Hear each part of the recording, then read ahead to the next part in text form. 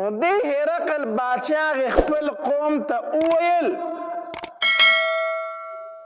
وی دغه سړی چې دی دا رښتینی پیغمبر دی دا رښتینی پیغمبر دی او داسې دی په خپل تخت باندې ناست و وی زه چې په کمزۍ باندې ناست یم او په کمزۍ زما دا خپې پرتې دي یوه زمانه را روانه ده چې دلته به د هغه قدمونه رارسي دا ځای به م هغوی فتحه کوي او دا خبره وکړه وی کاش چې زه د ده په خوا کې ما به د ده خپې انځلې وي دا خبره وکړه او بیا خپل قوم ته دعوت ورکوي کو د دنیا او د آخرت کامیابی غواړئ نو راځئ چې په دغه پیغمبر باندې ایمان راوړو چې دا خبره وکړه خلکو یو انقلاب شروع کو غوغا شروع کړه ها ته په ایمان راوړي نو دې ویریدو نو خلکو ته ویل ما خو اسې ټوکې کولې تاسو مې کتئ چې تاسو په خپل دین کې څومره مضبوط یې کله چې نبی علیه السلام په مدینه منوره کې 9 کاله تیر کړو د هجرت نه پس او په دې کې نبی علیه السلام ډېرې غزاګانې وکړې آخر تر دې پورې چې هغه لوی ښار هغه مبارک ښار مکه مکرمه هغه فتح شوله په دغه نهم کال د زبرګې میاشت وه هرقل بادشاه ته دا خبر ورسېدو چې د مسلمانانو کم پیغمبر دی هغه وفات شوی دی او خلک بالکل وږې تږې ناستې قات سالفې ده نو تا ته دا ډېره ښه موقع ده چې په دوی باندې حمله وکړي په مدینه منوره حمله وکړي د مسلمانانو حکومت ختم کړي ځکه دغه زمانه کې د روم حکومت چې دې به ځان ته صفر طاقت ویلو لوی بادشاہي په دغه زمانه کې هغه د روم بادشاہي وه نو هرقل بادشاه دا نه غوښتل چې په دنیا کې د زما د مقابلې یو بل بادشاہي موجود وي نو هرقل بادشاه دا وغوښتل چې په مدینه منوره باندې حمله وکړي او د مسلمانانو دا کم حکومت چې را روان دی دا ختم کړي نو چې کله دی خبر شو چې د مسلمانانو پیغمبر وفات شوی او دا ورته یو دروغ خبر رسېدلی و نو ده ویره دا موقع ده د حملې کولو ځکه په زړه کې د ده دا و چې دا پیغمبر چې دا رښتینی پیغمبر دی دته یو ځل نبي علیه السلام د اسلام د دعوت لپاره خط لیږلی و دله چې هغه خط ورسېدو په دغه زمانه کې ابو سفیان رضی الله تعالی عنه مسلمان شوی دی د مکې نه تللی و دغلته تجارت لا نو د ابو سفیان وغوښتو د نبی علیه السلام متعلق یې څه تپوسونه وکړه ابو سفیان وله جوابونه ورکړو نو دې هرقل بادشاه خپل قوم ته وویل وی دغه سړی چې دی دا رښتینی پیغمبر دی دا رښتینی پیغمبر دی او داسې دی په خپل تخت باندې ناست و وی زه چې په کمزۍ باندې ناست یم او په کمزۍ زما دا خپې پرتې دي یوه زمانه را روانه ده چې دلته به د هغه قدمونه رارسي دا ځای به م هغوی فتحه کوي او دا خبره وکړه وی کاش چې زه د ده په خوا کې ما به د ده خپې انځلې وي دا خبره وکړه او بیا خپل قوم ته دعوت ورکوي کو د دنیا او د آخرت کامیابی غواړئ نو راځئ چې په دغه پیغمبر باندې ایمان راوړو. چې دا خبره وکړه خلکو یو انقلاب شروع کو، غوغا شروع کړه، ها ته په ایمان راوړي. نو دې ویریدو نو خلکو ته ویل ما خو اسې ټوکې کولې، تاسو مې کتئ چې تاسو په خپل دین کې څومره مضبوط یې. بدبخت بادشاهي غوره کړه او دین اسلام یې پرېښودو. نبی علیہ الصلوۃ والسلام ته خبر راورسېدو نو نبی علیہ الصلوۃ والسلام وفرمایل وی دنیا او د دنیا بادشاهي غوره کړه او آخرت یې پرېښود. کو چېرته د ایمان راوړی وی د ده د وجې نه به په روم کې ډېر خلک مسلمانان شوي وو، ځکه بادشاه و. خو ده وی چې بادشاهي مې د لاسه ځي نو د خپل ایمان نه بیا واپس شو. نو خو ورته پته و چې دا رښتینی پیغمبر دی، خو چې کله خبر شو چې هغه وفات شوی دی نو دوی اوس موکه ده، ځکه د هغه په ژوندانه باندې د هغه سره مقابله ممکنه نه وه. دوی ځای چې اوس پې حمله وکړو. 40,000 لښکرې د رومیانو تیار کړو، 40,000. او د نبی علیہ الصلوۃ والسلام مقابلې له روان شو په مدینه منوره باندې د حملې کولو دپاره. دلته نبی علیہ الصلوۃ والسلام ته خبر راورسېد د الله پاکه پیغمبره د روم چې کوم بادشاه د هرقل هغه په مدینه منوره باندې د حملې کولو اراده کړې ده. نبی علیہ الصلوۃ والسلام صحابه کرام راټول کړو، وی دا خو ډېره زیاته بې خوندتیا ده چې هغه د روم نه را روان شو په مدینه منوره باندې حمله وکړي. ځکه چې موږ ورله مخکې لاړ شو، موږ ورله مخکې ځو، ځکه دا خو بې خوندتیا ده چې هغه راورسي او په موږ باندې حمله وکړي. نبی علیہ الصلوۃ والسلام د 10,000 لښکر تیار کو د مسلمانانو. داسې لښکر چېرته مخکې نه دی تیار شوی، داسې لښکر مخکې د مسلمانانو چېرته نه دی تیار شوی. دا په اول ځل باندې د مسلمانانو دومره غټ لښکر تیار شو. خو دا موسم چې و دا سخته ګرمي وه، سخت ګرمۍ کې دا غذا راغلی ده. او بل ته د مدینې منورې باغونه چې و هغه هم پخ شوي وو، کجورې پخ شوي وي. نو نبی علیہ الصلوۃ والسلام صحابه کرامو ته وفرمایل ویځئ چې غزا له ځو. نو دلته کې منافقینو پروپاګانډه شروع کړه، وی دې ګرمۍ ته وګوره او د ده غزا له تلو ته وګوره، او روم کم ځای کې دی، دومره لرې تلو. نو منافقین خپل ملګرو ته وی په کلاره کښېنئ، ګرمي ده، لا تنفروا فی الحر، ګرمۍ کې مه وځئ،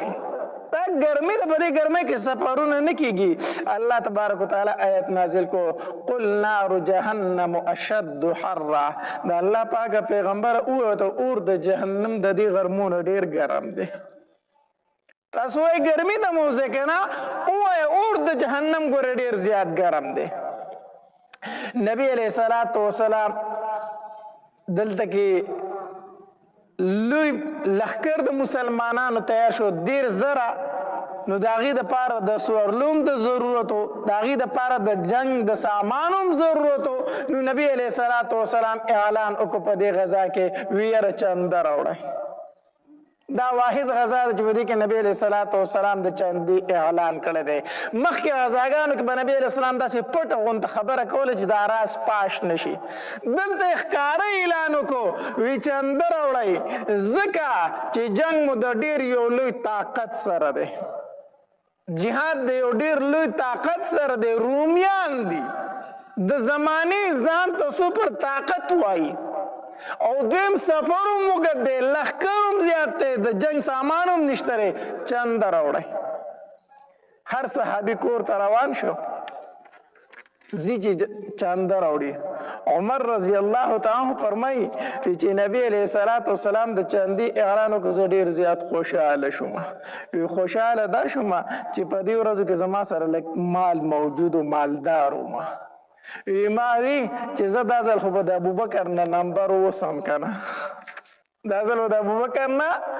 نمبر اوسمه چې نبی علیه الصلاة والسلام اعلان وکړو کور ته لاړم کور کې چې مې څومره سامان هغه مې په منځ باندې نیم کو او نیم سامان مې کور پرېښود او نیم مې راوړ د نبی علیه الصلاة والسلام خوا کې مې ورته وکړو او خوا ته ورسره کېناستم خوشحالېږم چې ما ډېر سامان راوړی دی وی ابوبکر رضی الله تعالی عنہ هم څه سامان راغستی دی راوړو د نبی علیه الصلاة والسلام خوا ته یې کېښود په چنده کې هغه ورته کېناست زه د ابوبکر سامان ته ګورم خپل ته ګورم خوشحالېږم چې زه دا ځل مې د ابوبکر نه وګټله زما سامان ډېر دی د ابوبکر رضی الله تعالی عنه نه وی عثمان رضی الله تعالی عنه هم کور ته لاړو چې کور ته لاړو 300 آسونه او 1000 اشرفۍ عثمان رضی الله تعالی عنه راوړي 300 آسونه او 1000 اشرفۍ دا اشرفۍ چې دي دینار ته ویلی شي دا د سرو زرو پیسې د ډېرې قیمتي روپۍ دي نو عثمان رضی الله تعالی چې کور ته لاړو نو 1000 اشرفۍ او 300 آسونه را روان کړي د نبی علیه الصلاة والسلام خواله راوستو وی د الله پاک پیغمبر دا په چنده کې قبول کا 300 آسونه مونږ هم وایو مونږ چنده ورکو که نه مونږ هم چنده ورکو 10 روپۍ ګور هغه ورکو مونږ وایو ما چنده ورکړه نبی علیه الصلاة والسلام دا 1000 اشرفۍ په لاس کې نیولي صحابه کرام فرمایي وی نبی علیه السلام په دې لاس کې داسې اړولې راړولې او وی دومره ورته خوشحالېده که نه وی نبی علیه السلام وفرمیل چې عثمان د نن نه بعد څه عمل کوي دته نقصان نشي رسولی عثمان چې څه کوي کوه تا ته د نن نه بعد یو عمل نقصان نه در رسوي دا مطلب نه چې نبی علیه الصلاة والسلام ورته وفرمیل چې ګناه کوه مطلب دا دی الله به دې نن نه بعد د ګناه نه ساتي ته به د نن نه بعد ګناه د سره کوې نه دومره خوشحاله شو نبی علیه الصلاة والسلام د عثمان رضی الله تعالی عنه په هغې مال باندې ویخه نبی علیه الصلاة والسلام زما طرف ته متوجه شو عمره څه دې راوړي دي په چنده کې ما ورته وایي چې د الله پاک پیغمبره په کور کې مې چې څومره سامان و هغه مې په منځ نیم کو نیم مې کور پرېښود او نیم مې دا راوړی دی چې ښه ابوبکر نه تپوس وکړو چې ابوبکر څه دې راوړي دي چې د الله پاک پیغمبره د کور ټول سامان مې راوړی دی ښه کور کې څه هغه دې هر څه راوړي دي وی او وی ابوبکر په کور کې دي بچو ته څه پرېښي دي د الله پاکه پیغمبر ستا او د الله نوم مې ورته پرېښی دی په کور کې مې بچو ته الله او د الله رسول پرېښی دی په کور کې چې څه هغه مې ټول راوړي دي عمر ما وویل چې د ابوبکر سره مقابله نه کېږي ما خو چې زه به د ابوبکر نه نن وګټم ما خو د کور سامان په منظم کړی ابوبکر خو چې په کور کې څه منتغې ټول راوړي دي دا د هغې د نبي علیه الصلاة والسلام سره مینه محبت وه چې کور کې څه سامان هغه ټول راوړی ها دا د هغې یقین او دا د هغې عقیده و علما لیکي ما تعالی دا جایز نه دي چې د کور ټول سامان په چنده کې ورکو ځکه زمونږ دومره عقیده نشته دی دومره ایمان نشته دی د کور ټول سامان کو د الله په لار کې ورکړو سبا به خیر غواړي بیا به څه غواړي خیر غواړي بل ته به لاس نیسي نو د هغې نه ښه دا چې د خپل ټول سامان د الله په لاره کې نه ورکړي څه ترې د بچو له پرېږدي د هغې خو یقین و د هغې عقیده وه الله تبارک وتعالی به ورله اخ شانتې بندوبست کو نو دا د صحابه کرامو په دین کې د یو بل سره سیالي وه چې یو صحابي وي زه به د ده نه نوم ګټم بل وي زه به نوم ګټم د هغې د یو بل سره په دین کې سیالي وه زمونږ د یو بل سره سیالي ده خو په دنیا کې ښه د ګاډی اخیستی دی زه به هم ګاډی اخلم خد بنگله جوړ کړه زبم بنگله جوړو ما خد پلان کې زی 2 روپیو ګټلې زما دا بم دومره ګټې کو حلالي وي او کو حرامي وي ګاډی په حلال اغستی کو په حرامو اغستی دی کور په حلالو جوړ کړی کو په حرامو جوړ کړی دی خو بس زه بم جوړومه دې ته نه ګورو چې دا پیسې حلالي دي کو حرامي دي زمونږ سیالي د یو بل سره په دنیا کې ده په پیسو کې ده اگر چې هغه حرامې ولې نه وي د صحابه کرامو سیالي د یو بل سره په دین کې وه او دا د مسلمان شان هم دی چې دوی به یو بل سره سیالي په دین کې کوي دیو جنا یو ځل نبی علیه الصلاة والسلام له د غریب صحابه کرام رالو د الله پاک پیغمبره زمونږ نه مالدار صحابه کرام مخکې شو په نیکو کې هغه زمونږ نه مخکې شو ځکه چې مونږ منځونه کوو هغې هم منځونه کوي مونږ روجې نیسو هغې هم روجې نیسي مونږ ذکر کوو هغې هم ذکر کوي خو د الله پاک پیغمبر هغه خیراتونه کوي او مونږ خیرات نشو کولی هغې صدقې ورکوي مونږ صدقې نشو ورکولی ځکه هغه مالدار دی او مونږ غریبانان یو نو هغه زمونږ نه په نیکو کې مخکې لاړو نبی علیه الصلاة والسلام ورته وفرمایل وی زه درته یو عمل ښیم تاسو به د مالدارو نه مخکې شئ غریب صحابه کرامو ته فرمایل وی کم نبی علیہ الصلوۃ والسلام ورته فرمایل وی د هر فرض مانځه نه وروستو 33 پیری سبحان الله 33 پیری الحمدلله او 34 پیری الله اکبر وایي دا د هر فرض مانځه نه کوي د دې دومره ثواب دی چې دومره ثواب د مالدارانو د صدقو نشته دی تاسو د هغې نه مخکې شئ یو روایت کې راځي نبی علیہ الصلوۃ والسلام ورته وفرمایل د اوده کېدو په ټایم کې دا وایي چې کله اوده کېږئ 33 پیری سبحان الله 33 پیری الحمدلله او 34 پیری الله اکبر وایي نو غریب صحابه کرام خوشاله شو وی زمونږ د مالدارانو نه به اوس مخکې شو غریب صحابه کرامو د هر مانځه نه وروسته دا وظیفه شروع کړه دا ذکر شروع کړو مالدار صحابه کرام پې خبر شو ویل هغوی وی دا موږ نشو کولی سو چې تاسو یې کوئ چې موږ به هم کوو که نه نو مالدار صحابه کرام هم دا ذکر شروع کړو هغې هم دا شروع کړو نو غریب صحابه کرام بیا لاړ نبي علیه الصلاة والسلام لره وی د الله پاک پیغمبره خو زمونږ سره یو شان نه بیا زمونږ نه مخکې شو ځکه چې دا کم ذکر مونږ کوو دا خو هغې هم شروع کړو نو هغې خو صدقې هم ورکوي زکاتونه ورکوي خیراتونه کوي نو د هغې ثواب خو بیا جدا دی خو بیا زمونږ نه مخکې لاړو نو نبی علیه الصلاة والسلام وفرمایل په دې کې مونږ اوس څه نشو ویلی ذلک فضل الله یؤتیه من یشاء دا خو د الله فضل دی نو هغوی ته یې ورکړی نو اوس پکې زه څه ووامه اوس پکې زه څه ووامه دا خو الله هغې له دا مالداري ورکړې ده نو دا خو د الله فضل دی نو چې دا هغې له ورکړی دی نو د صحابه کرامو د یو بل سره سیالي د په دین کارونو کې وه په نیکو کې وه دا ذکر مې درته وښو دا ذکر تاسو کوئ هر مانځه پسې وروستو 33 پیری سبحان الله 33 پیری الحمدلله 34 پیری الله اکبر دا څو تسبیحات شو 100 تسبیحات شو که نه دا 100 تسبیحات شو او منځونه په ورځ کې څو دي 15 نو دا تسبیحات د ورځې څو ځله شو 1500 نو 1500 او الله تبارک وتعالی د یوې نیکۍ بدله په څو ورکوي په 10 باندې الله تبارک وتعالی یوه نیکي بدلوي د مسلمان په 10 باندې نو چې 500 له 500 له په 10 کې ضرب ورکړي نو څو ترې نه جوړېږي 15,000 که نه 15,000 ترې نه جوړېږي نو د ورځې 15,000 تسبیحات شو چې په هر مانځه پسې ته دا وایي د دې وجې یو ځل نبي علیه الصلاة والسلام وفرمایل وی چې کله دا تسبیحات تاسو د هر مانځه نه وروسته کوئ نو دا 15,000 تسبیحات شو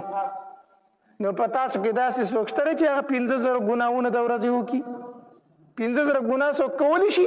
نشي کولی نو هر مانځه پسې دا تسبیحات وایي دا 15,000 نیکۍ دي نو 15,000 ګناه خو یو انسان نشي کولی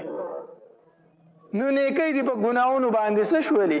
زیاتې شوې چې هر مانځه پسې وروستو دا تسبیحات وایي نو پکار دا چې هر فرض مانځه پسې مونږ دا تسبیحات وایو د اوده کېدو په ټایم کې هم وایو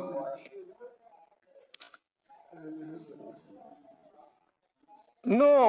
عمر رضی الله تعالی عنہ فرمای وی ابو بکر را بیا دلته مخک شو نو ما وی چې د ابو بکر مقابله ګرانه ده نبی علیہ الصلوۃ والسلام د زبرګ میاشوا 5 تاریخ او تبوک په طرف باندې روان شو او 10,000 لښکر ورسره دی په دې کې صحابه کرام رالو او نبی علیہ الصلوۃ والسلام ته فرمایل پیدا الله پاک پیغمبر مونږ له سوړلې راکړه چې مونږ در سره jihad لاو شو غریب صحابه کرام مونږ لمس اسونه او خان سخر په کار دی چې مونږ په سوار شو استاد سره مرګ شو غزال لاړ شو نبی علیہ الصلوۃ والسلام ورته فرمایل ما سره خو څه شي نشته چې ز تاسو له درکمه هغه صحابه کرام د هغه ځای نه په جړه باندې روان شو جړلې چې موږ د نبی رسول الله نه پاتې کیږو نبی رسول الله غزال روان دی الله تبارک وتعالى آیاتونه نازل کړو ولا علی الذین اذا ما اتوک لتحملهم قلت لا اجد ما احملكم عليه تولوا واعینهم تفیض من الدمع حزنا الا يجدوا ما ينفقون د سترګو نه وښ کې باندې واپس روانو جړلې چې موږ نبی علیہ الصلوۃ والسلام نه د غزا نه پاتې کیږو ټول مسلمانان غزا لاړو مدینه منوره کې صرف یا څوک پاتې شو ضعیفان بوډاګان پاتې شو یا معذور پاتې شو یا ښځې پاتې شوې یا منافقین پاتې شو یا د غریب صحابه کرام پاتې شو غریب صحابه کرام او نبی علیہ الصلوۃ والسلام چې کله روانېدو نو علی رضی الله تعالی عنہ ته فرمایل وی ته پاتې شه ته به د کورونو خیال ساتي ته به څه ساتي د کورونو خیال ساتي خپل نائب یې وګرځوه وی ته پاتې شه ته موږ سره مزه نو چې نبی علیہ الصلوۃ والسلام روانېدو علی رضی الله تعالی عنہ ورته فرمایل وی د الله پاک پیغمبر ته ما د ښځو د بچو سره پرېږدي ته په مدینه کې ما د زنانو سره پرېږدي او د ماشومانو سره مې پرېږدي په خپله رانځئ علی رضی الله تعالی خفه شو نو نبی علیہ الصلوۃ والسلام ورته فرمایل وی ای علی خوښه دې نه ده چې ته زما دپاره داسې شي لکه څنګه چې هارون د موسی علیه السلام دپاره و څنګه چې هارون د موسی علیه السلام دپاره نو خوښه دې نه ده چې داسې ته زما دپاره شي خو زما نه وروسته بل پیغمبر راتلونکی نشته دی په دې باندې علي رضی الله تعالی عنہ ډېر زیات خوشاله شو علي رضی الله تعالی عنہ پاتې شو او نبی علیہ السلام د صحابه کرام سره روان شو چې کله روان شو ابو ذر رضی الله تعالی عنہ فرمایي دا یو مشر صحابي دی ابو ذر غفاری رضی الله تعالی عنہ دیو چې نبی علیہ السلام روان شو زما سره اوخه ډېره ټاپه ټیپه وه کمزورې وه ما وی چیرې دا خو د دومره د اوږد سفر نه ده خو 2-3 ورځې به لږ خوراک ورکړم دا به لږ سربشي لږ طاقت به پکې راشي بیا په نبي علیه الصلوۃ والسلام پسې روان شم وی زه پاتې شوم چې پاتې شوم وی ګیاګانې مې راوړي خوراکونه مې راوړه اوښې ته مې اچول وی یو 2 ورځې تېرې شي خو په اوښه کې هېڅ فرق رانغی اوس فرق پکې رانغی وی ما چېرې دا خو نه سربېږي اوښه مې پرېښوده پیدل روان شوم په نبي علیه الصلوۃ والسلام پسې منډه وي حتی تر دې پورې چې په یو ځای کې مې نبي علیه السلام او صحابه کرام ورسول چې مې رسول وی نبی علیه الصلوۃ والسلام چې زه ولیدم ډېر زیات خوشحاله شو ابو ذر ته څنګه رالې د الله پاک پیغمبر پیدل رالم پیدل دې موږ ته ځان راورساو او وی نبی علیه السلام موسکی شو چې ابو ذر موږ پسې یوازې رالې خو د دنیا نه به م یوازې ځې ګورې یواوره ما پسې یوازې رالې او د دنیا نه به م یوازې ځې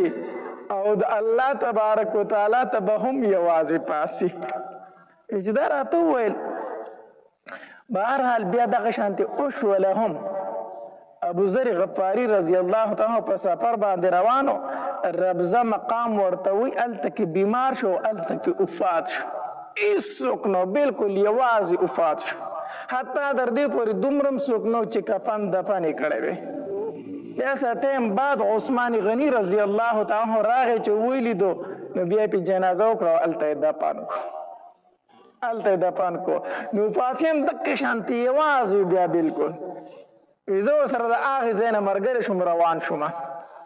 ویتلو په لاره باندې بیا هغه د سمودیانو کنډرات رالو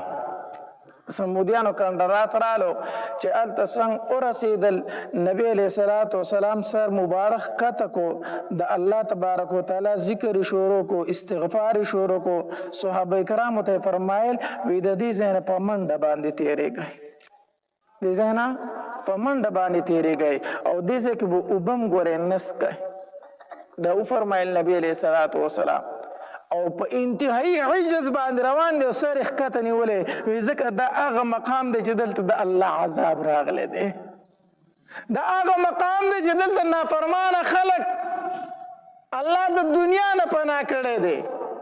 په عاجزۍ سر روان دی نبی علیه السلام استغفار وایي سر یې ټیټ نیولی. صحابه کرامو ته فرمایي وي زر د دې ځای نه وځئ ځکه په دې باندې اوس هم د الله غضب او غصه ده په دې ځای زر تیرېږئ. خو ډېره لویه مجموعه ډېر زره کسانو نو د نبی علیه السلام اواز هر چا وانه اورېدو وي دلته به اوبه موبه هم نه څکئ اوبه به نه څکئ. نو دا اواز خو ټولو کسانو وانه اورېدو. بعضې کسانو د هغې نه لږې اوبه هم وڅکلې بعضو پکې اوړه واغږل اوړه یې ځان له تیار کړو ډوډو موړو دپاره اوړه یې په هغې اوبو باندې واغږل. بیا چې نبي علیه الصلاة والسلام خبر شو وی د الله پاکه پیغمبر بعضې کسانو تی اوړه غږلي په هغې اوبو باندې. نبي علیه السلام وفرمایل دغه ډوډۍ مه استعمالوئ دا اوښانو له ورکئ دا اوښانو له ورکئ. په دې ځای باندې زر تېرېږئ. اوس هم علما لیکي چې په کم مقام باندې عذاب راغلی د الله نافرمان خلک پکې تېر شوی دغلته مه ورځه دغلته مه ورځه. الله دې زموږ په حال رحم وکړي. مونږ وایو دا کنډرات دي دا آثار قدیمه دي چکر له وله لاړ شي هلته کې د الله نافرمانۍ کوي هلته داسې ښځې ګرځي چې په نیمو جامو کې ګرځي هلته موږ د سیل ځای رخ کړی موږ د چکر ځای رخ کړی دې ته نه ګورو چې دا کنډرات د چا نه پاتې شوي دي دا ولې پاتې شوي دي دا هغه خلکو چې د الله نافرمان او د الله عذاب پرې راغلی دی هلته کې لاړ شه د الله نه ویرېږه عبرت حاصل کا دا نافرمان خلکو الله ته مخ د ځمکې وزګار کړی دی استغفار وایا الله ته په جړا شه په دغې ځای کې مونږ ته د سیل او د چکر ځای رخ کړی داسې ده که نه ده بلکې حکومت پې ټیکس مقرر کړی چې زی ورته نه په دروازه کې پیسې واخلي وي دومره پیسې راکړه لاړ شه ځان له پکې پټوان مټوان وباسه وګرځه چکر وخه چکر نه عبرت حاصل که لاړ شه د عبرت حاصلولو ځای دی نو داسې ځای ته به چکر له نه ځي کو ځي نو عبرت له ورشه په منډه ترې وځه بیا ایسارېږه پکې مه نو د سمودیانو په هغې ځایونو باندې نبي علیه الصلاة وسلام ورغی چې لږ مخکې لاړو صحابه کرامو ته وفرمایل وی د الله پاکه پیغمبره تږي شوي یو څاروي هم تږي شوي دي اوبه نشته د څه وکړو نبی علیہ الصلوۃ والسلام ورته وفرمایل وی دلته کې یو چینه ده خو هغه چینې ته چې ورسای اوبه به ترې نسکئ وی صحیح ده هغې چینې له چې ورسېدل صحابه کرام وکتل پای کې اوبه شته دی نه نو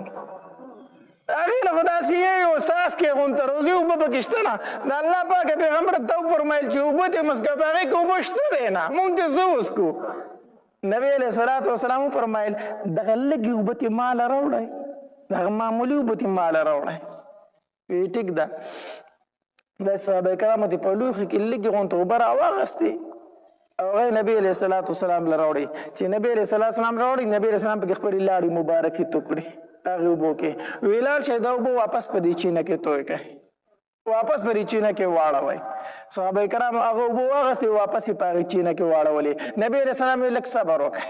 لږ صبر چې لږ صبر وکړو چینه داسې روانه شو داسې روانه لکه د اوبو لښتې چې بهیږي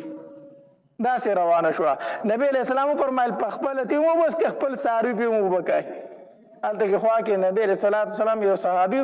نبی علیه السلام ورته وفرمایل ای زما صحابي یو وخت به راشي چې د دې چیني نه به دلته دا ټول علاقه شنه وي، دلته به لوی باغات جوړ شي. او صحابه کرام فرمایي موږ په خپلو سترګو ولیدل چې هغې علاقه کې بیا باغات جوړ شو هغې چیني د وجې نه.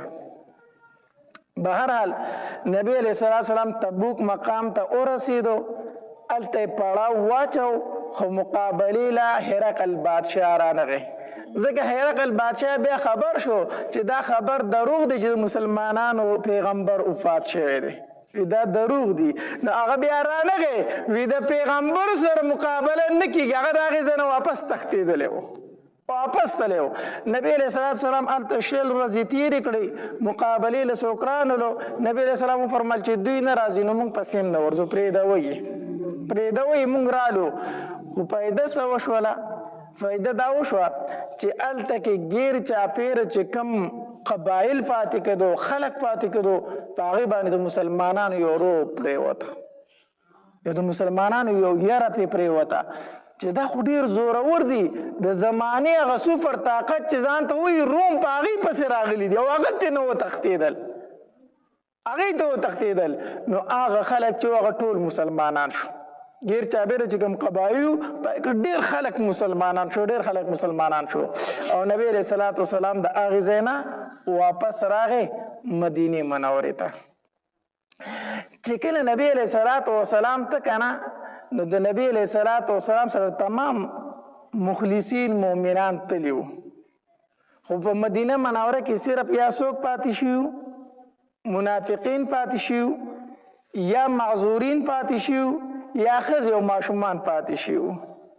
خو په دې کې 3 صحیح مؤمنان هم پاتې شوي. د نبی علیه السلام نه وروستو 3 صحیح مسلمانان هم پاتې شوي چې دا غزوه تبوک ته نه وتلي. په هغې کې یو کعب ابن مالک رضی الله تعالی عنه، دویم مراره ابن ربیع رضی الله تعالی عنه، او دریم هلال ابن امیه رضی الله تعالی عنه. دا صحیح مسلمانانو، خو دوی هم د نبی علیه السلام سره نه وتلي، پاتې شوتې. دا مراره ابن ربیع رضی الله تعالی عنه دا یو صحابي چې دی دا کعب ابن مالک رضی الله تعالی عنه دی فرمایي وی په دې ورځو کې د ټول نه مالدار زه هم په دغې ورځو کې وم، د ټول نه مالدار زه په دغې ورځو کې وم، او ما ځان له 2 اوښې هم ساتلي وي او ښه سمې مې سربې کړې وي. ما چې نبی علیه السلام غزا له ځي که نه زه به ورسره په دې اوښو باندې ځم. نبی علیه السلام اعلان وکړ زه چې ځو غزا له، ما چې زما سره ښې سربې اوښې موجود دي، دوی به ځي، زه پسې سبا وځم لاندې به یې کړم. سبا شو بیا وی ناراستیا را باندې راله، ما چې زه بله ورځ به پسې لاړ شم. بله ورځ شو ما چې زه بله ورځ به پسې لاړ شم. دویمه درېیمه ورځ شوه چې خبرېدم نبي علیه السلام را دومره لرې تله چې بیا پسې زما تلل ممکن نه و. ناراستیا پاتې کړم، ناراستیا د وجې نه. او دا یو صحابي خو د دې وجې نه پاتې شوی و چې د په دغه ورځ کې ډېر خپلوان راغلي وو، ټول خپلوان یې په دغې ورځو کې راغلي وو. نو چې د خپلوانو ته وکتل د هغوی سره مصروفه شو. زه ډېرې غذاګانې مې د نبي علیه السلام سره کړي، د رشته دار اوس راغلي دي، دې لږ پاتې شم، لاړه به نه شم نو. او دا یو صحابي چې و د ده غټ باغ و، یاره دا باغ مې پخ شوی دی، کجوري دي، دا خو لوی سفر دی چې واپس راځم دا به مرغو خرابي کړي دا کجوري ټولې، دا به ورتاوي شوي وي. نو هرې غذا له تللی م، خو زه په دې کې به لاړ نه شم، د دې وجې نه پاتې شو. دا کعب ابن مالک رضی الله تعالی فرمایي یو ځل راووتم مدینه منوره کې، ګیر چاپېره ګرځم، ګورم نو یا مې نظر په ښځو لګي چې ځان ته مې وکتل ما چې زه خو ښځه هم نه یم، یا مې په معذورینو نظر لګي نو چې ځان ته مې وکتل زه خو معذور هم نه یم، یا مې نظر لګي په بوډاګانو لګي نو چې ځان ته مې وکتل زه خو بوډا هم نه یم، یا مې نظر په غریبو صحابه کرامو ګوري چې سورلي ورسره نه و چې غزا له تللی وی، نو زما سره خو 2 اوښې ولاړې دي. وی انتهایي خفه شوم، انتهایي خفه شوم چې دا رانه څه وشو، دا رانه څه شوي دي.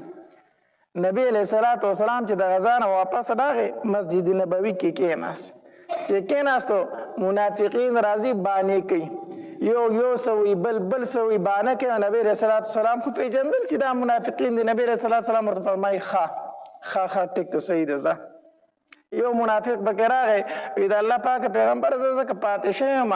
چې تا ته پته ده زه لږ د ښځو شوقي یم او د روم ښځې چې دغه ډېرې ښایسته دي ښکلې ښځې دي نو ما ویل دلته به بله فتنه کې به اخته شم ته دغې وجې نه یم تللی نبي علیه السلام ورته ویل ښه زه ټیک ده ځه دا کعب بن مالک رضی الله تعالی فرمایي زه د جومات په ګوټ کې داسې ناست وم ځان له مې سوچ کو چې یاره نبي علیه السلام ته دروغ وامه جو خلاص پشم مرګر راته مو ویل چې نبی رسول الله سلام ته دروغ وایا خلاص بشي بیا مې سوچ کو چې نبی رسول الله سلام ته دروغ واما چې یا بیمارم یا بل څه نو د نبی اسلام خو به پوری باسم خبره به ته وکما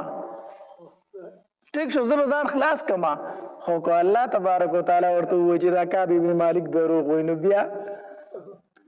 زه به نبی اسلام ته دروغ وایم نبی اسلام به دوکه کما خو کو الله ورته وایي چې کعب بن مالک دروغ وایي نو بیا بس کیږي کنه ځان سره مې کرل ریبل کول ما وی چې را رښتیا وامه داسې پاسې د نبی علیه السلام خواله ورلم نبی علیه السلام چې ما ته داسې وکتل مسکی شو خو مسکی شو خو د خفګان مسکا وه بیا رانه مخ داسې واړو ما ورته ویل چې د الله پاکه پیغمبره زما د الله په ذات باندې قسم زه رښتینی مسلمان یم زه صحیح مسلمان یم د الله پاکه پیغمبره ما منافق مه حسابوه نبی علیه السلام راته وفرمایل چې ستا سره چې هغه دوه وښې وي تا چې زه پې غذا لازم هغه در سره نشته د الله پاکه پیغمبر را سره ولاړې دي ولې نه یې تلې ما ورته چې د الله پاکه پیغمبر د سستیا د وجې نه پاتې شوی هېڅ عذر نه و هېڅ خبره نه وه خو د ناراستۍ د وجې نه پاتې شوی یم نبی علیه السلام راته وفرمیل چې زه ستا معامله زه په الله پرېږدم زه ستا معامله په الله باندې پرېږدم راپاڅېدم د نبی علیه السلام نه خفه یم سخت خفه یم چې بار ته ووتم تپوس مې وکړو چې زما په شانتې کار د بل چا سره هم شوی دی صحابه کرامو راته وفرمیل چې او ستا دوه ملګري نور هم شته هلال ابن امیه او مراره ابن ربیع هم ستا په شان دي هغې ماسې پاتې شوي دي زړه ته مې لږه تسلي راله ما چې زه خو ډېر زیات کمزور یم خو هغه بدري صحابه کرام دي خیر دی کو زه کمزور یم زړه ته مې لږه تسلي راله وروتم بار ته نبی علیه ورځ چې تېرې شوې نبی علیه السلام وفرمیل چې د دې دریو صحابه کرامو سره به څوک خبرې نه کوئ هېڅوک پر سره خبرې نه کوئ سلام به پې نه اچوئ او که سلام یې در باندې واچو جواب به ولم نه ورکوئ جومات ته رالمه په نبی علیه السلام مې سلام ور واچو نبی علیه السلام جواب رانه کړو صحابه کرامو راله جواب رانه کړو داسې کېناستم نبی علیه السلام ته داسې وګورم نو نبی علیه السلام رانه مخ واړی چې بیا زه داسې کېنم نو چې زما بل طرف ته خیال شي نو دا نبی علیه السلام ما ته ګوري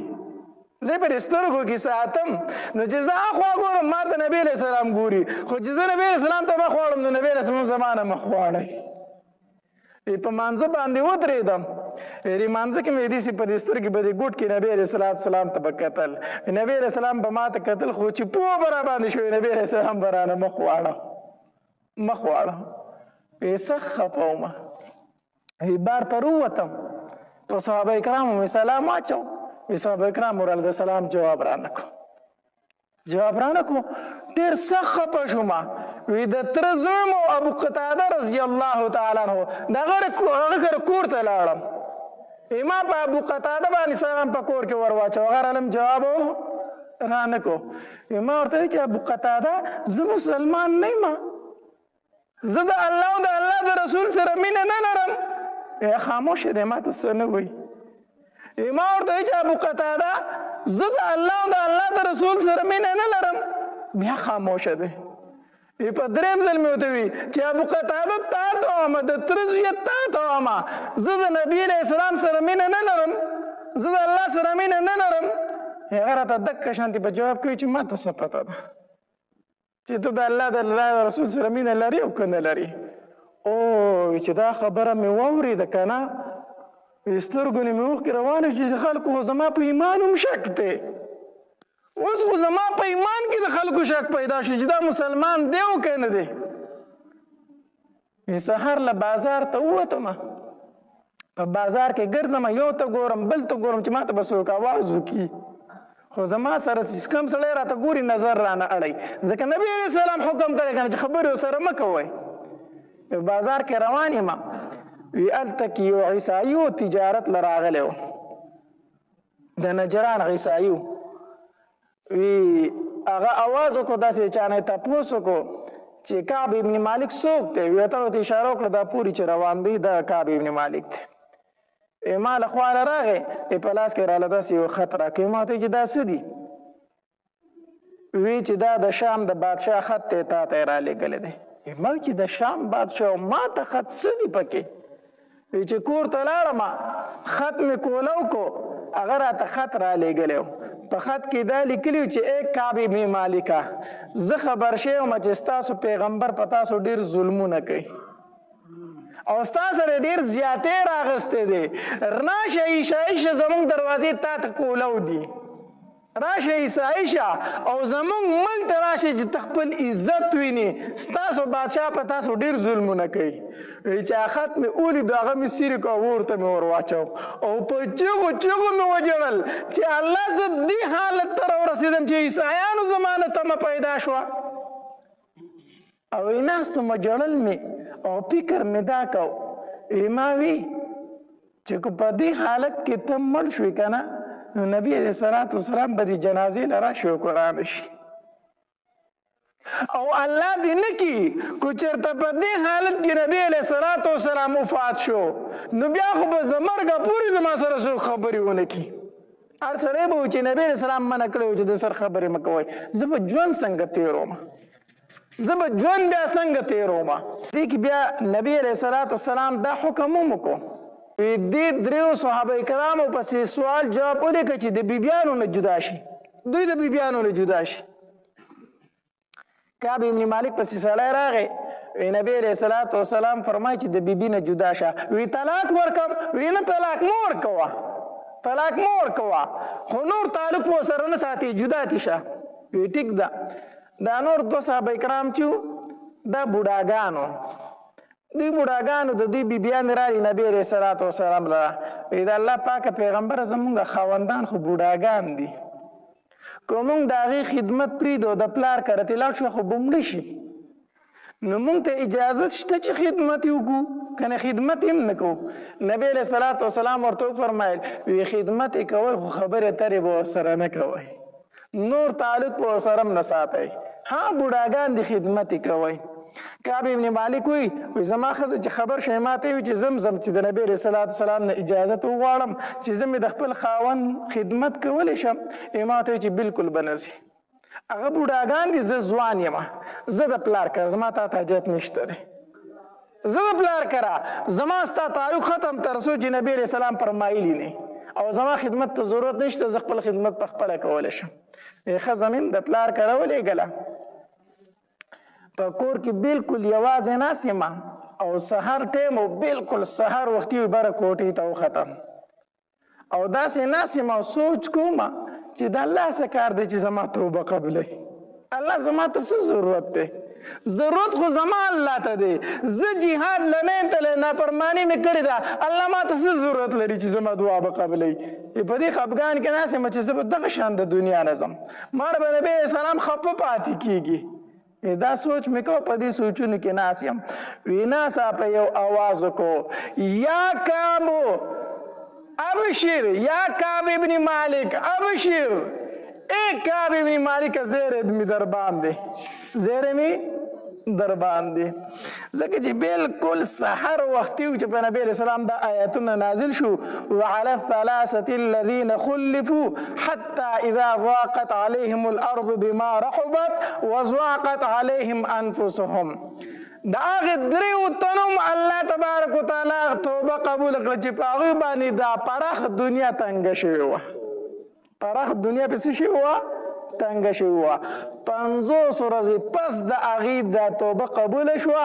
د آیتونه الله تبارک وتعالی نازل کړو نبی علیه السلام وفرمایل ولاړ شئ په کعب ابن مالک باندې زیری وکړئ زه په کوټه باندې ناست وم جبل سلع ورته ویلی شي د هغې طرف نه آواز وشو آواز وشو یا کعب ابن مالک ابشر ای کعب ابن مالک زیری می در باندې دا آواز چې مې اورېد ګیر چاپېره ګورم چې آواز د خوشحالۍ دی آواز د څه شي دی د خوشحالۍ دی وی ناستم یو صحابي مې خواله راغی ما ته وي چې الله ستا توبه قبوله کړه الله ستا توبه ځان ته مې وکتل ایس را سره نه و 2 څادرې را سره وي دواړه مې هغه ته غېږ ته ور وویشتې چې دا دې ستا شوې په زیري کې دې دا شوې ایس را سره نه و دغه 2 څادرې مې دواړه هغه ته وویشتې دا ستا شوې او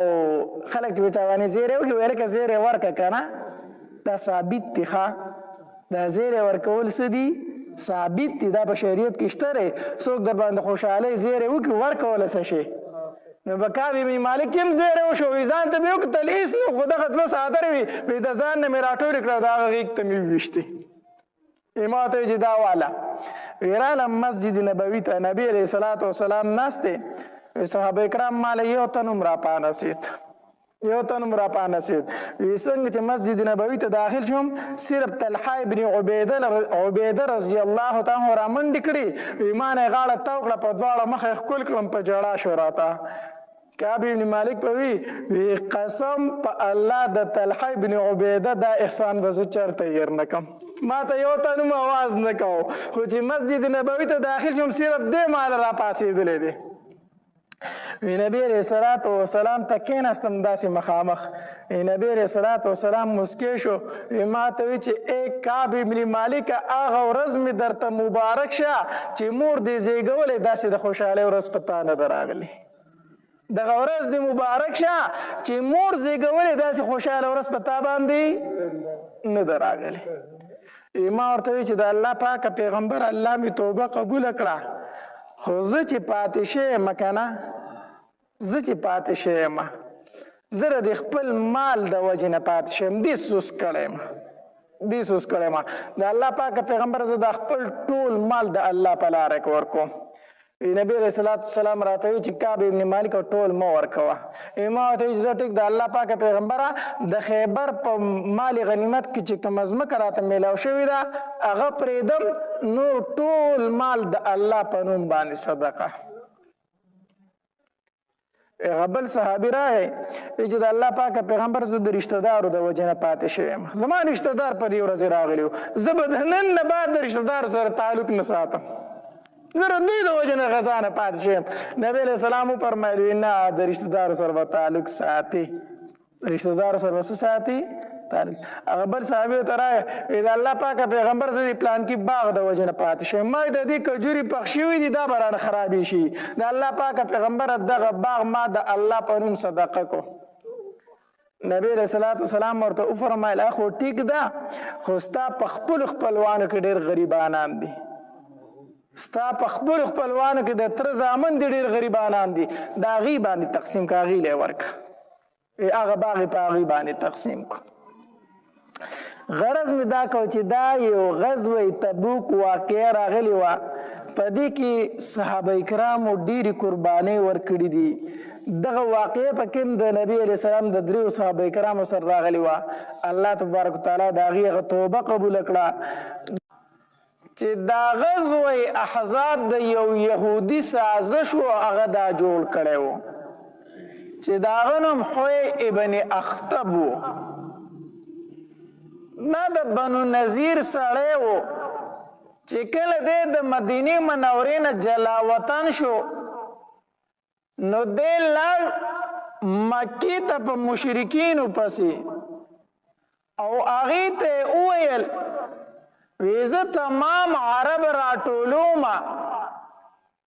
او دا پیغمبر ستاسوم دشمن دی او زمام دشمن دی. زه تمام عرب یو ځای کوم او راځئ چې په مدینه منوره حمله وکړو دوی د یړه تباه کړو. دیحوی ابن اخطب دا سازش جوړ کو. نو دیحوی ابن اخطب بنو نذیر چې کوم یهودو دوی پخپل شو د مکی چې کوم مشرکینو د ابو سفیان دغه ټیم کې مسلمان شوی نه او د په مشرۍ کې او دارنګ بنو غطفان کومه قبیله چې د بدماشانو وا د مدینه او د مکی مکرمه په منځ کې پاتې کېده دایم د ځان سره مرګري کړل او بنو قریظه چې کوم مدینه منوره کې دن پاتې کېده دایم د ځان سره مرګري کړل. اصل کې تاسو ته د دې غزوه بنو قریظه پس منظر بیانوم چې دا غزوه ولې شوې ده. لزر لښکر و دوی په مدینه منوره باندې حمله وکړله د کفارو. وزر لښکر دا د احد په مقام کې فاتح شو او 3000 لښکر ورله مخې ته. نو چې مخې ته ورلو نو هلته خندق و نو دوی وروستو سوال جواب وکړو راځئ ما ځکه چې مسلمانانو لار بنده کړي مدینې منورې ته تاسو مه راځئ. دلته کې کفار ایثار شو. بیا دیحوی ابن اخطب چې دا ابو سفیان ته ویلیو وی بنو قریظه چې کوم مدینه منوره کې زمون یهود پاتې کیږي هغه در سره هم زمرګري کومه. دا بنو قریظه په مدینه منوره کې پاتې کېدل د دوی او د نبی علیہ السلام په مابین کې د جنگ بندۍ معاهده شوې وه. نبی علیہ السلام ورته ویلي تاسو به مونږ سره جنگ نه کوئ مونږ به ستاسو سره جنگ نه کوو. تاسو به زمون خلاف د چا سره نه ودرېږئ مونږ به ستاسو خلاف د چا سره نه ودرېږو. د مسلمانانو د بنو قریظه دا معاهده په خپل منځ کې شوې وه. خو دیحوی ابن اخطب یهودي چې راغی دی لاړ په دې بنو قریظه پسې ځکه ابو سفیان ورته وی تا خو وی چې د مدینې منورې یهود مونږ سره ملګري دي نو کوم دي ورشه اوسې راوله که نه. نو دیحوی ابن اخطب ورغې د بنو قریظه پسې ته د بنو قریظه چې کوم سردار و کعب ابن اسد هغه چې دیحوی ابن اخطب ولیدو دروازه د کالا بنده کړه. نو دیحوی ابن اخطب ورته دروازه کوله او که ماته تا سره مې سوال جواب دی نو هغه ورته د دنې نه وي ته به ماته څه وایې خو ته به ماته وایي چې د مسلمانانو سره جنګ وکړه او زه د مسلمانانو سره جنگ ځکه نشم کولی چې زمونږ او د هغې په مابین کې د جنگ بندۍ معاهده شوې ده زه د هغې سره جنګ نشم کولی.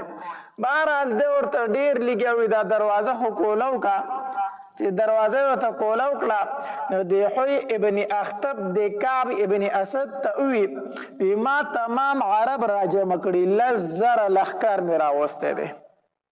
زه دا پیغمبر او دا لږ غونته مسلمانان ختمومه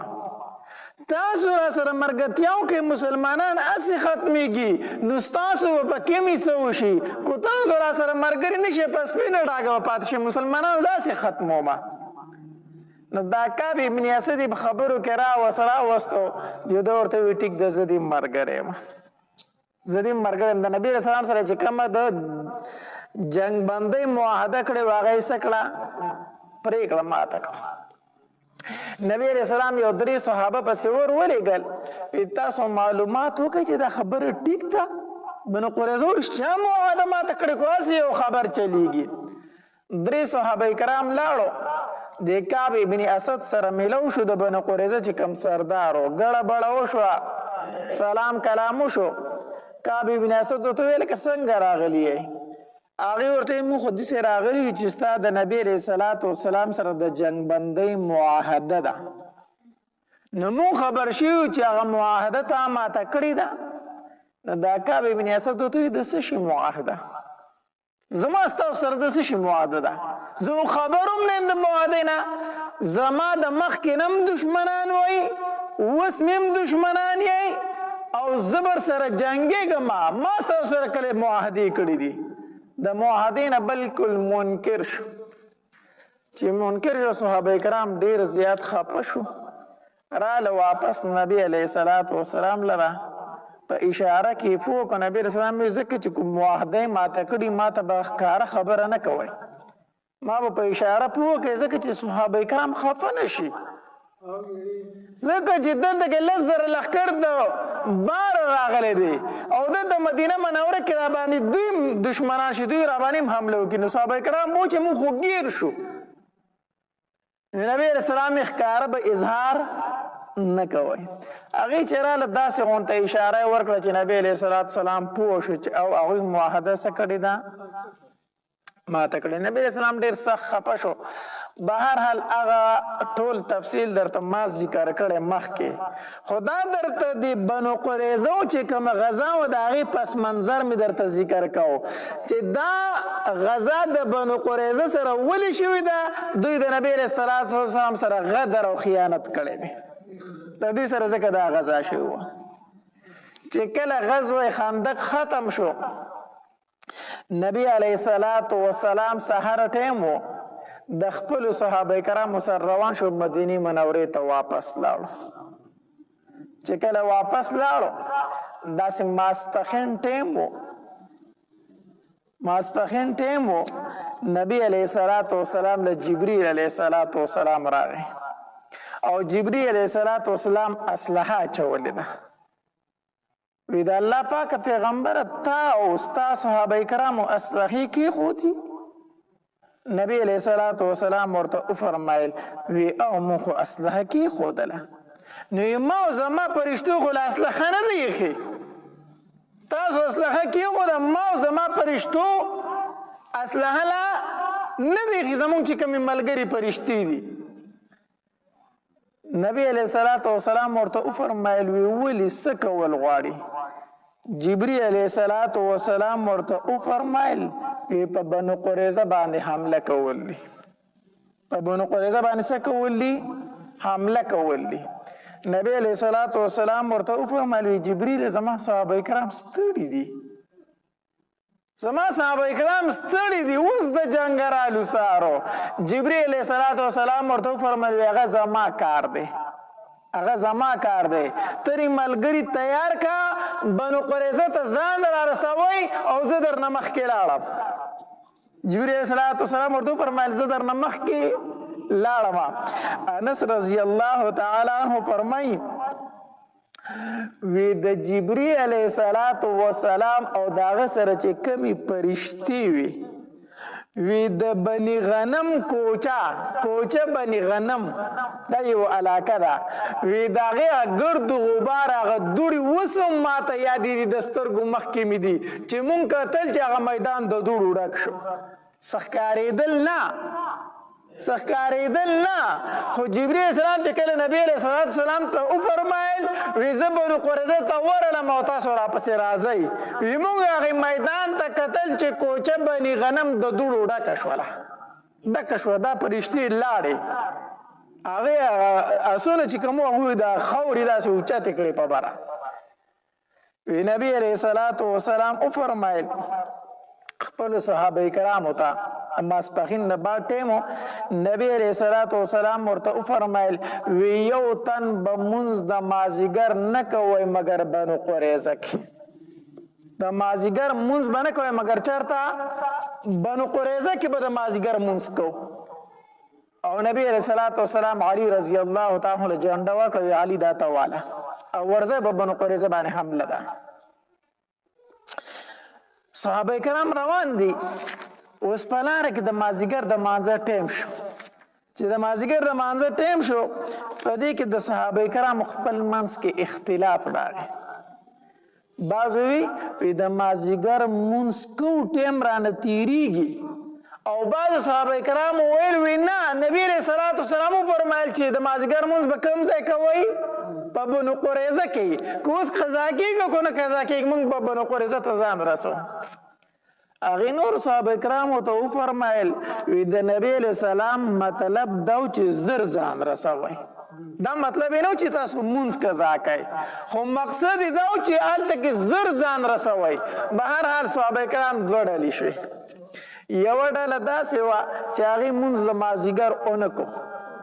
وی نبی علیه الصلاة والسلام مونږ ته ویلي دي چې د مازدیګر مونځ به نه کوئ مګر کوم ځای کې؟ بنو قریظه کې. وی کو د مازدیګر مونځ قضا کېږي قضا دي خو موږ به بنو قریظه ته ځان رسو.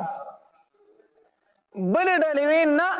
د نبی علیه السلام مطلب دا و چې تاسو به منډه ځای هلته زر ځان رسوئ، مونږ خو د مازدیګر مونځ کوو.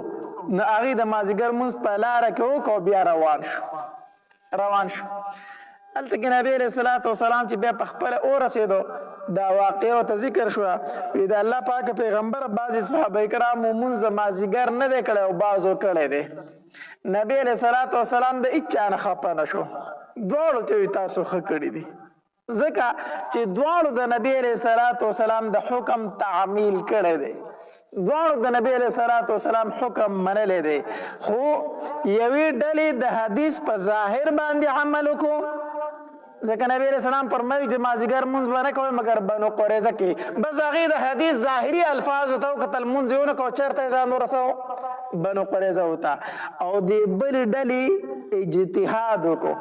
وی د نبی علیه السلام مطلب دا دی چې زر ځان رسوئ، نو مازدیګر مونځ به وکړو بیا به ځان رسو. هغې اجتهاد وکړو. نبی علیه السلام دواړو ته وفرمایل ښه خو کړي دي، د یوې ډلې نه خفه نه شو. حافظ ابن قیم رحمه الله فرمایي وی د دوو ډلو کې یوې ډلې 2 ثوابونه حاصل کړو او د یوې ډلې 1 ثواب حاصل کو.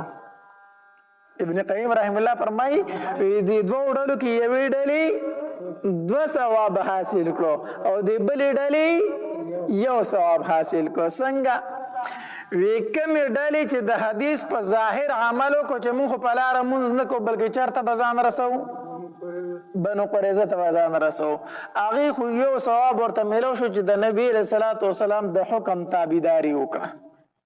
دقه ثواب ورته میلو شو. او د بلې ډلې ته 2 ثوابه میلو شو. څنګه؟ یو د هغې مونځ پابندي هم وکړه چې هغې ته صلات وسطا ویلی شوی دی، صلات وسطا ورته ویلی شوی دی چې په هغې کې حدیث مبارک کې راځي وایي د چا نه چې د مازدیګر مونځ قضا شو ته د اهل و عیال او هر څه د نه هلاک شو، هر څه د هلاک شو. د دې خو ډېر زیات احادیث مبارکو کې تاکید راغلی دی. نه هغې صلات وسطا د مازدیګر مونځ هم ادا کو، دا 1 ثواب شو. او دویم د نبي علیه الصلاة والسلام د حکم یې ومنو چې ځان بنو قریظه ته ورسوه. نو چا چې اجتهاد کړو هغې ته 2 ثوابه میلو شو، چا چې حدیث په ظاهري الفاظو عمل کړی هغې ته 1 ثواب میلو شو. حافظ ابن قیم رحمه الله فرمایي. به هر حال نبی علیه الصلاة والسلام په خپله پسې وروستو ورسېدو. اول خو یې جانډه چاله ورکړې وه علي رضی الله تعالی عنه له. بیا د بنو قریظه چې کوم سردار و دا کعب ابن اسد، هغه چې ولیدل چې مسلمانان رالو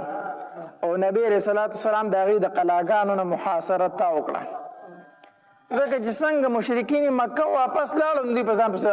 پته خو ورته ولګېده چې موږ خیانت کړی دی که نه،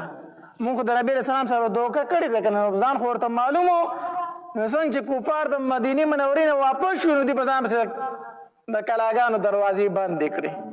چې اوس خو موږ مسلمانان پرېږدي نه، موږ خو سره خیانت کړی دی. نو چې مسلمانان یې ولیدل چې راورسېدل نو د دوی چې کوم سردار او کعب ابن اسد د خپل یهود راټول کړو، وی زه تاسو ته 3 خبرې کوم، په دې 3 کې یوه ومنئ نو بچ پشو. کومې 3 خبرې ورته وکړې؟ اول ورته دا خبره وکړه وی راځئ چې ټول په دې پیغمبر باندې ایمان راوړو. د یهودو چې کوم سردار کعب ابن اسد دوی راځئ چې ټول په دې پیغمبر باندې ایمان راوړو، ما ته هم پته ده او تاسو ته هم پته ده چې رښتینی پیغمبر دی. زمونږ په کتابونو کې د خبره ده، په تورات کې د ټول صفات موجود دي. نو رښتینی پیغمبر دی راځي چې ایمان پرې راوړو، نو موږ به هم بچ شو، مالونه به هم بچ شي، ښځې به هم بچ شي، اولاد به هم بچ شي. راځي چې به د ایمان راوړو. یهودو ورته جواب ورکو موږ چېرته خپل دین پرېښودلو ته نه یو تیار، په دې پیغمبر خو موږ د سره ایمان نه راوړو. وی دا را سره نه منئ؟ وی نه. وی دویمه خبره درته کوم. وی بیا راځئ چې دویم کار وکړو. دویمه خبره دا ده چې راځئ تورې راوالو، خپلې ټولې ښځې او بچي مړه کړو. راځئ خپلې ښځې او بچي مړه کړو او بیا به میدان ته وځو، جنگ به د مسلمانانو سره کوو. دا یره به را سره نه چې زموږ شاته بچي دي او زموږ ښځې دي. دا به په خپل لاس وړومبی ووجنو، بیا به د مسلمانانو سره مقابله کوو. نو دا یره به نه چې شاته زموږ بچي دي او ښځې دي. نو ښه حمله به پرې وکړو، مسلمانان به ختم کړو، بیا زموږ دپاره ښځې ډېرې نورې ښځې به وکړو، نور بچي به پیدا شي. خو راځئ چې دا خپلې ښځې او بچي په خپله قتل کړو. نو یهودو ورته وي زموږ د ښځو او د بچو څه ګناه ده، ولې هغې قتلو؟ بیا به د ژوند څه به ځای چې موږ خپلې ښځې خپل بچي په خپله قتل کړو. وي دا هم نه کوو. وی بیا درېیمه خبره درته کوم. درېیمه خبره دا ده چې راځئ د خالف ورځ باندې او په دوی باندې حمله وکړو. وی ځکه دا پیغمبر او دا مسلمانان به بالکل بې فکرې زموږ نه، ځکه چې موږ د خالف ورځ جنگ نه کوو. زمونږ په دین کې، زمونږ په شریعت کې د خالف ورځ جنگ منع دی. نو دوی به زمونږ نه بې فکره چې زه دوی په موږ حمله نه کوي. وی د خالف ورځ به موږ په دوی باندې حمله وکړو، دوی به بې فکره موږ به پرې حمله وکړو چې بس ختم به یې کړو. نو هغې نورو یهودو ورته وي کعب ابن اسد ډېره عجیبه خبره دې وکړه. وی تا ته پته نه ده چې زموږ مشرانو د خالد د ورځې نافرماني کړې وه، په دې کې ګوستاخي کړې وه، الله ته شادوګان او خنزیران نه جوړ کړي،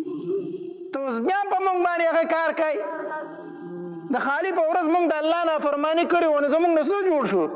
د مشرانو نه الله شادوګان او خنزیران نه جوړ کړي، نو ته بیا په موږ باندې هغه ګناه کوي. دې ته هم نه یو تیار. بهرحال د کعب ابن اسد یوه خبره ونه منله، د خپل سردار خبره ونه منله. بیا نبی علیه الصلاة والسلام ته دې بنو قریظه ووي ته ابو لبابه زمون خواله راولېږه، زمونږ د ده سره څه خبرې دي. دا ابو لبابه چې و که نه رضی الله تعالی عنه، دا د دې بنو قریظه حلیف و، دوست و، ملګری و. نو دوی ورته ته زمونږ خواته ابو لبابه لږ راولېږه، موږ د ده سره لږې خبرې کوو. نبي علیه السلام ابو لبابه رضی الله عنه وفرمایل وی لاړ شه چې دوی تا ته څه ابو لبابه رضی الله تعالی چې د دوی خواله لاړ، د دوی دا ښځې ورته راټولې شوې، ماشومان راټول شو، ژړلي ورته. نو د ابو لبابه رضی الله تعالی په زړه کې هم 17 غونته راغی، بله زړه دوستي ورسره هم وه. نو د یهودو دې تپوس وکړو، وی که موږ د نبي علیه الصلاة والسلام خبره ونه منو یا ومنو، د نبي علیه السلام څه اراده ده موږ ته؟ د نبی علیه الصلاة والسلام زموږ متعلق څه خیال دی، موږ سره څه کول غواړي؟ نو د ابو لبابه رضی الله تعالی ته په خوله هېڅ ونه ویل، خو داسې ورته کړی مړی ورته لاس راوکاږو چې نبی علیه السلام خو علالي ستاسو د علالولو وجهلو اراده ده، بس داسې ورته کړو. چې داسې ورته کړو ډایرکټ پوه شو چې دا مې څه وکړو، دا خو ما د نبی علیه السلام راز پاش کړو، دا مې څه چلو کړو، دا خو ما غلطي وکړله. دا هغې ځای نه چې روان شو که نه د نبي علیه السلام خواله دا نه ډایرکټ مسجد نبوي ته لاړ، او مسجد نبوي ته لاړ او ځان یې په ستن پورې کلک وتړو، ځان یې وتړو. صحابه کرام راغله، ویل بابا دا څه کوې، موږ دې پرانیزو؟ وی تر هغې پورې به ما نه پرانیزئ تر څو پورې چې زه الله معاف کړی نه یم،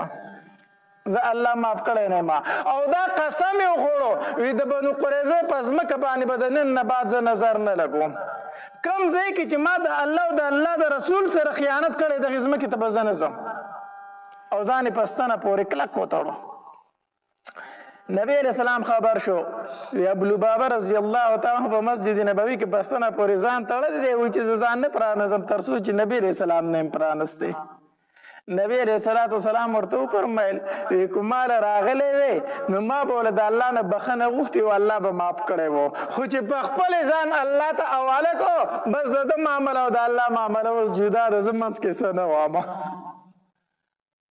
شپږ ورځې او شپږ شپې ابو لبابه رضی الله تعالی د مسجد نبوي په ستنه پورې تړلی شوی صرف مانځه ته به یې پرانستو او بولو براس ته به یې پرانستو او په ستنه پورې دقې شان تړلی شوی بهرحال چې الله تبارک وتعالی د هغه متعلق بیا آیاتونه نازل کړو الله تبارک وتعالی د هغه توبه قبول کړه الله تبارک وتعالی آیت نازل کو واخرون اعترفوا ذنوبهم خلطوا عملا صالحا واخر سيئا عسى الله ان يتوب عليهم ان الله غفور رحيم د آیاتونه متعلق د ابو لبابه رضی الله تعالی متعلق نازل شو الله توبه قبول کړه چې الله توبه قبول کړه نبی علیہ السلام د ام سلمہ رضی الله تعالی عنها په کوټه کې و نو نبی علیہ السلام ام سلمہ رضی الله تعالی عنها ته فرمایي ام سلمہ د ابو لبابه توبه الله قبول کړه ام سلمہ رضی الله د پردي حکم لانه راغلی ام سلمہ رضی الله تعالی عنها ته فرمایل اذا الله پاک پیغمبر دا زیر و پیزه کوم دا زیره بپی زکوما نو مسجد نبوی ته منډه کړه وی ابو لبابه الله ستا توبه قبول کړه الله ستا توبه قبول کړه نو صحابه کرام را منډه کړي چې پرای نزي وینا ما به نه پرانسته تر هغه پور چې نبی رسول الله ز په خپل نه پرانسته نبی رسول الله چې د سحر منځ کو داسې مسکه شو لاړ ابو لبابه رضی الله تعالی پرانست په خپل لاس مبارک باندې پرانست بہرحال دلته کې نبی علیہ الصلوۃ والسلام ابو لبابه رضی الله تعالی په دغه کار وکړ بیا الله توبه قبول کړه بنو قریظه اخر کې مجبور شو نبی علیہ الصلوۃ والسلام ته فرمایل زمون لمون ته اجازه راکړه چې مونږ یو سړی منتخب کوو هغه زمون متعلق فیصله وکړي نبی علیہ السلام ورته فرمایل استاسو خوخه د چې استاسو د خوخي یو سړی استاسو فیصله وکړي تاسو په رضا یې وی او مونږ په رضا یو وی استاسو متعلق څوک فیصله وکړي نو بنو قریظه ورته وویل وی زمونږ فیصله د سعد ابن معاذ رضی الله تعالی عنه سعد ابن معاذ دا د بنو قریظه دوست تیر شوی دی زمونږ فیصله به سعد ابن معاذ کوي ځکه زمونږ دوست دی وی ټیک ده تاسو ته ما ویلو دا سعد ابن معاذ رضی الله تعالی عنہ په غزوه خندق کې زخمی شوی و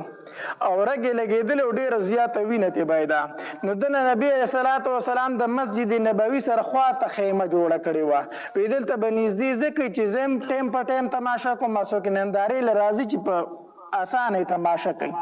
نو دې په هغه خیمه کې نو نبی علیہ الصلوۃ والسلام په د پسې خر اولګو وی تاسو سعد ابن معاذ راولئ دې په خر باندې سور سعد ابن معاذ رضی الله تعالی عنہ راغی چې راغی د کمزورې شوی وینه ته ډیره زیاته بایدلې وه نبی علیہ الصلوۃ والسلام ورته وفرمایل بنو قریظه و چې دې زموږ متعلق فیصله وکړي